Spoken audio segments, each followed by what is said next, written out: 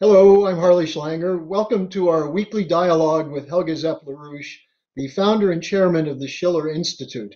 It's March 24th, 2021, and there's so much going on in the world which has to be looked at from the standpoint of the increasing war danger. The Biden team is being deployed around the world, and the latest is Secretary of State Blinken was in Brussels today. Helga, what's going on with those meetings? Well, I think that the strategic situation is becoming increasingly worrisome because you have a real collapse of relations between the US and Russia, the US and China, the EU and China. So all of this forebodes nothing good and needs an urgent change in direction. Now, Mr. Blinken, who is, of a hawkish profile, is in Brussels, I think, since 2 days. He met with the EU.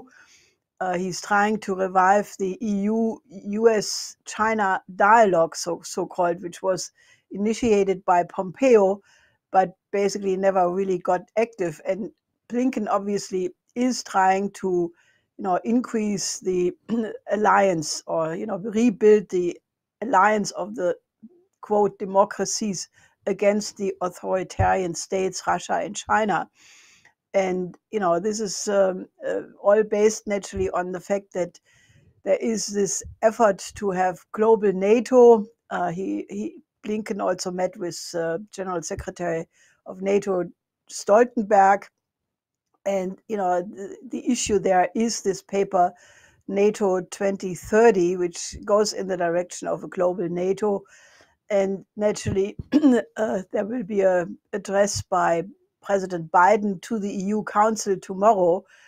But all of that is really aimed to, basically get a so-called Western alliance in line against Russia and China. And this is really very stupid. I mean, it's based on lies. I mean, one big thing naturally is the so-called report about the Uyghurs in Xinjiang, which basically this report says is committing genocide and whatnot. We come to this in a second because it's all based on a completely falsified report.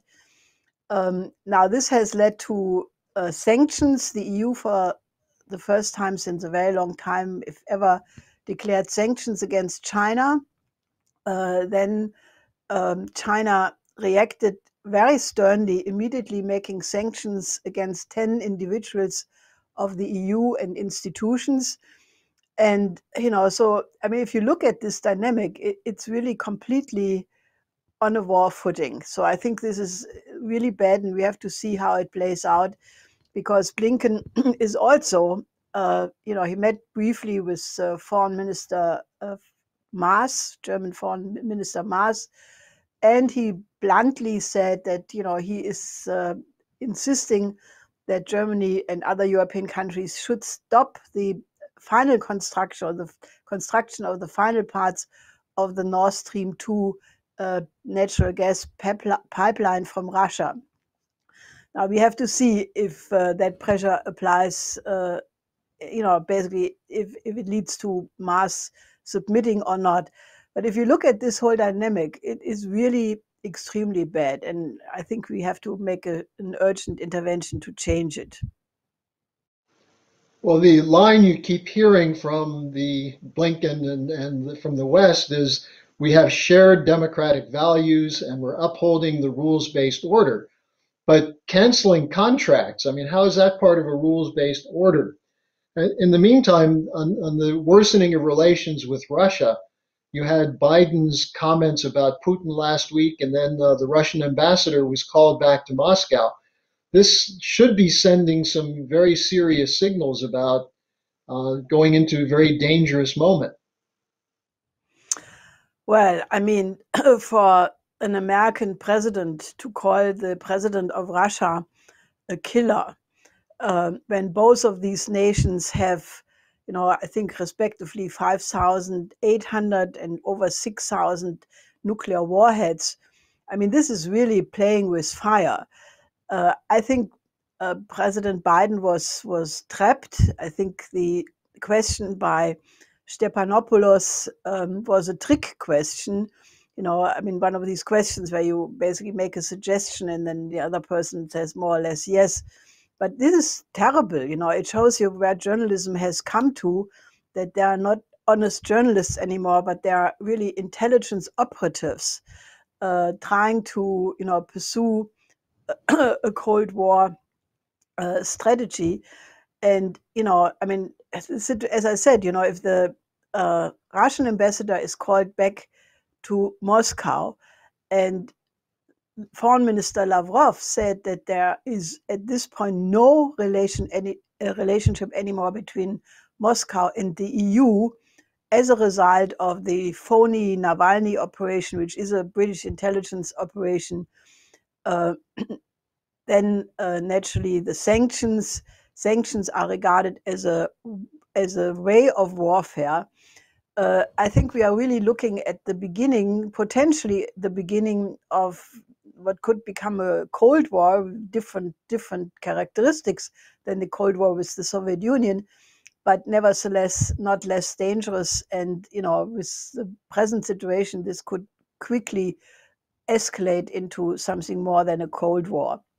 So I think this is really extremely stupid, and people should wake up to the danger this really implies, because we are talking about the relationships among the most important strategic players on the planet Earth, and this kind of a geopolitical confrontation is very dangerous. So Lavrov, who is in China right now, I mean, he basically, I don't know if this visit was planned or not, but it came in a timely fashion. So he met with Wang Yi, the Chinese foreign minister, and they denounced this zero-sum geopolitical games, and basically said that, on this question of the international rules-based order, these are the rules of the fittest, the strongest, as compared to an international order based on law, on the UN Charter, which Russia and China say they stick to. So, I think what we see right now is the danger of a repetition of the Thucydides trap. This is something, which has been mentioned several times by various authors. And what it refers to is that the first Greek historian, Thucydides, wrote this book about the Peloponnesian War.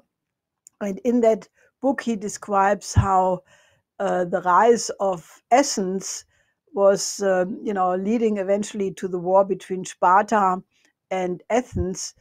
And, that led then to, Athenian arrogance. So they started eventually the campaign against Sicily, and that led to the defeat of classical Greece, which really has not recovered from it quite until the present day.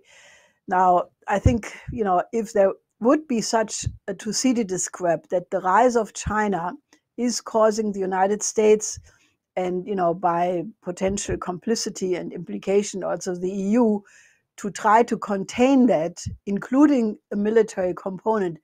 I mean, we are talking about nuclear powers in the case of the United States and Russia and China. So such a Thucydides trap must be avoided by all means.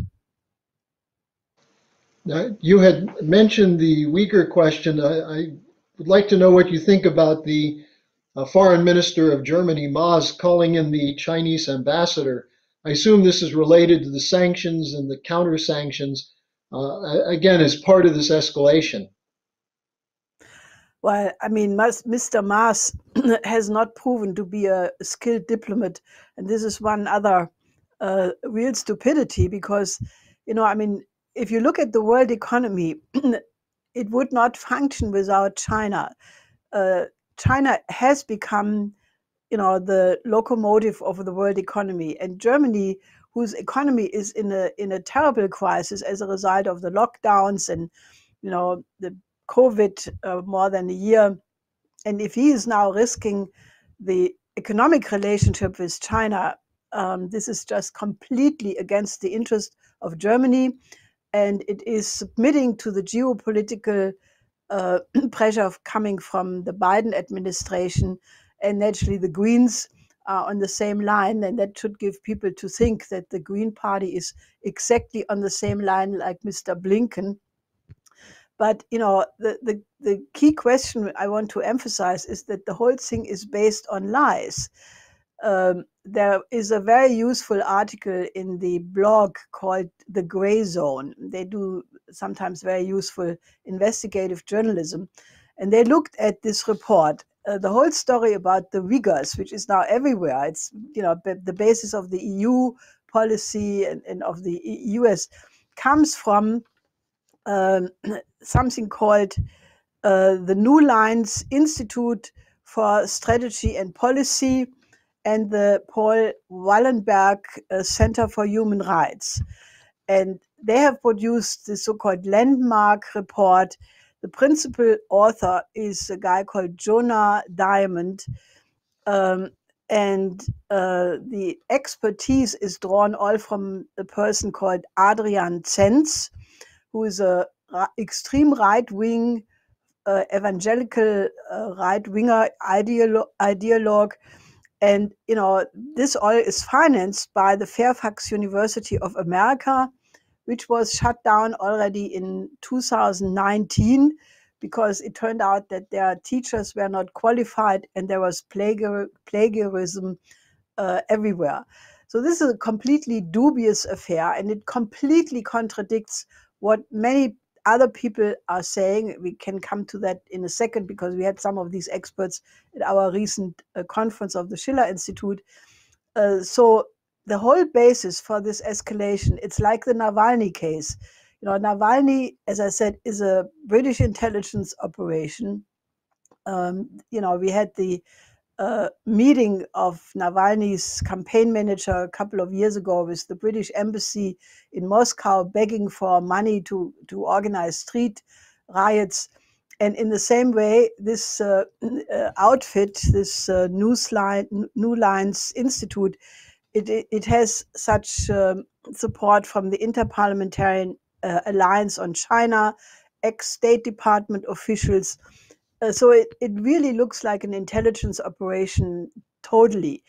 And that is being used then to hype up and ruin and poison the relationship among countries. So this is extremely dangerous, and people should really not fall for it because, there were two representatives from the Schiller Institute in Xinjiang on two separate trips.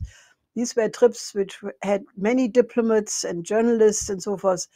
And they all visited and did some investigation on the ground in Xinjiang, and they came back and they said that all the lies are completely, exactly that, namely lies, and that, what has happened in Xinjiang instead is that China has brought development into this extremely, formerly very, very poor area of China and gave people training and basically giving them a perspective so they would not end up being recruited by terrorists. So that's much better than throwing bombs on on terrorists or working with them, as the United States did in Syria, for example. So it really has come to a point where the truth must be straightened out. Well, the Gray Zone has recently covered a number of these things, including the British Foreign Office funding BBC and Reuters to plant these stories, the way that the OPCW, the Organization for Prohibition of Chemical Weapons, suppressed the real reports from on the ground on the so-called Syrian chemical weapons use. So it's clear that when you mention this character Zainz, what we're talking about is one source who suddenly has become the leading source for the world in condemning China. Now, one of the other interesting things about Lavrov's trip to China was raising the whole question of will Russia and China decouple financially from the West? What can you tell us about that? Well, that is indeed what you get. I mean, if you have these attacks on Russia and China, then the natural thing is that they strengthen their already quite intensive alliance. Because if they are together, then China has the benefit of the nuclear umbrella of Russia, and Russia has the benefit of the strong economy of China, and it makes both of them stronger. Now, obviously, Russia in particular was all the time threatened with the sanctions, that it would be cut off from the SWIFT financial payment system, which would, really cause major problems for Russian trade and so forth. So now they have mooted the possibility that they will basically leave the Western payment system and become independent. And as things go, I mean, you can only muscle countries up to a point. If they do this, I think the potential exists that many other countries would align with them and not with the West, because the West can talk about human rights and so forth all they wish to, but the economic benefit is with China and with the Belt and Road Initiative. So this is a very dangerous poker game, which really should be stopped, and it should be replaced with a cooperative approach, because the problems of this world are so big that it does require especially the collaboration between the United States and China. And there is no good reason why the United States and the EU should not also have a cooperative relationship with Russia. So that is, a very dangerous development. Well, this last weekend, the Schiller Institute gave an example of the fact that you can have dialogue, and in fact, an open dialogue on these very difficult issues. Uh, Give our viewers a little report on that. They can watch the proceedings on the schillerinstitute.com, but I think your executive summary would be quite useful. Well, when we called for this conference, we gave it the title, The World at a Crossroad, 2 months into the Biden administration. So, this was a prescient title, because exactly at the time we had the conference, you had this clear equation between the US and Russia, with Biden calling Putin a killer, and the Russian ambassador being called off. Uh, so I think it was very important that we had in the strategic panel a very high representative of Russia and China. In the case of the Chinese, it was the general consul from the New York mission, and it was the first secretary of the New York mission, the UN mission from Russia. And they obviously, despite the fact that the relations among the countries with the US has reached such a low point, they clearly made clear through their appearance that they regard the Schiller Institute as an important platform to have this kind of strategic dialogue. And I think this is something we are going to expand on. So we decided this time to have the cultural panel, the first one, simply to raise the level on the highest standard, to access what my late husband has called the fourth domain. If you go by the categories of Vernadsky, that you have the abiotic, the biosphere, the noosphere, and then the fourth domain, which he described as that area where you have the poetic method, statecraft, the level of which the poets are discussing strategy, like Aeschylus, uh, Shakespeare, Schiller, and also great compositions are taking place. With other words, accessing that part of the human mind where creativity really takes place, especially also in the artistic field. So then we had a beautiful, almost like a bunch of flowers, different musical and poetical uh, presentations. We had, this was especially very moving, the fourth movement of Opus 96 from Beethoven, which was played at the occasion of the 65th birthday of my husband by Norbert Breinin and Carlo Levi-Minci in Bernkastel-Kues in the beautiful Winothek, which is also a concert hall. This was in '87. So this was incredibly, because this was one of the many, many beautiful moments where we had the occasion to celebrate with the great, musicians and artists of our time. And there was also a beautiful video clip of Lynn and Carlo Bergonzi and Piero Capuccilli on the Verdi tuning and many, many other things. So I want to, encourage you to watch this, because to put the cultural panel in the beginning set the tone for the entire conference. And then naturally we had very important strategic dialogue involving Russia, China, but also Mrs. Shaban, who is on the cabinet level from the Syrian government. We had the foreign minister from Yemen. And, many people commented that they have never heard the voice of somebody from the Syrian or Yemen government in the West. And people appreciated also that we gave this forum to these very important speakers. And we had a very important representation from Latin America, from Mexico, Argentina. They argued the need to have a US-China relationship in the development of Latin America, which I think is also a very important flank, actually, to get such an alliance. And then we had a third panel on the development of Southwest Asia with an Iraqi parliamentarian and Pakistani expert and our own Mideast representative Hussein Askari, developing all our development proposals for Southwest Asia. And then finally, there was a concluding panel on the Committee of the Coincidence of Opposites with important medical associations and farmers from the United States discussing the urgent need to address the famine and the pandemic through pilot projects, through missions to train young people. So you should just watch these things, because, many people expressed that they have never heard such a roundness, such a condensed strategic discussion of where the world stands, and especially where there are solutions. So I think this was really an important intervention. And as I said, we plan to do a lot more of these things. And you can see that at the schillerinstitute.com, the proceedings from the 4 different panels.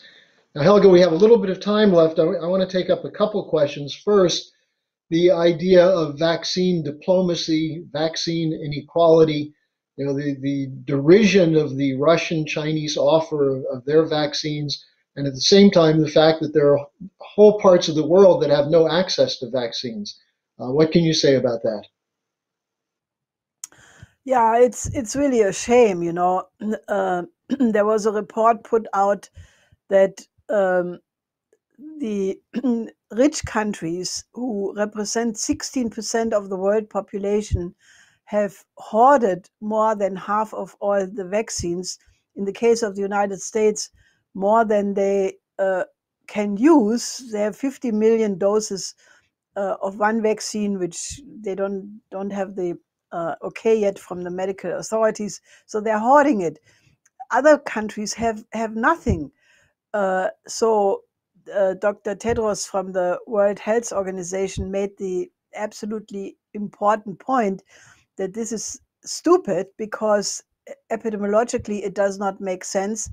Because if you do not try to vaccine the most endangered people, you have the chance or the danger that these viruses mutate and basically develop such strains which then make the original vaccines ineffective. So by not being, not having a solidarity approach, you actually may undo your own efforts by being so selfish and egoistical.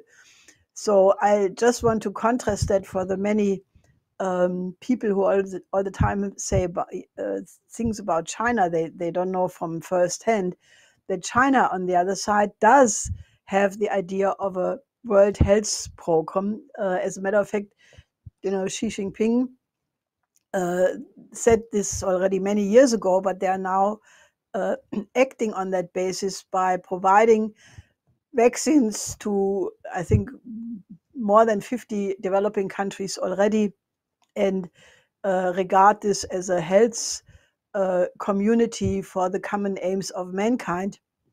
And that is what Europe and the United States should join, because that is the only way how the pandemic can be defeated. So this whole idea of vaccine diplomacy, you can also say that what the US and the Europeans, who have installed an export for vaccines, I mean, you can also say that this is a negative diplomacy, and it will be read by the whole world in this way. Well, and finally, we have a story which gets to a point you've been making, that for the longest time, the world has seemed to be ignoring the spectacular developments of the Chinese economy. And yet, this last week, we've had two indications in the public media that there's a recognition of this, from Bill Maher, who's generally a very cynical guy, and then also from Tucker Carlson. So what are the importance of these two little clips that you saw? Well, I think they are funny, and in this world of terrible events and reality, sometimes it's good to have a little laughter. So what this Bill Maher video clip says, it's 6 minutes or so, it just really contrasts what China has been doing and what the US and the West in general have not been doing, namely economic development, by just giving all the facts, the 40,000 kilometers of fast train China built, and that the Western countries don't get anything done anymore at all. And if you go to Berlin, for example, this question around the Berlin airport is a laughing stock, but unfortunately this is not such a unique occasion. And then you have a also very funny little clip by Tucker Carlson, who realizes that the Chinese are making fun at this point about the white liberals, and they have even a special word for this called the Baizo, the white liberals, and they, anyway. So if you want to have a laugh, then you should just look at these two things, because the world is seriously enough. And I would like to, end with an appeal that you should watch this conference clips from our conference, because it was an absolute, incredibly good conference. And once you have seen that and agree with our approach, that we have solutions and they can be put together on the level of the coincidence of opposites, you should join us and help our effort, because we are sitting on a powder keg, which is very dangerous and needs a lot of people to help our efforts. And as your late husband often pointed out, Helga, having ironic juxtapositions that actually show the difference between the truth and the delusions is a very useful way to snap people out of their wrong-headed delusional states. So with that, again, watch the schillerinstitute.com, go to the website there and look at the event. And Helga, we'll see you again next week. Yes, till next week. Okay.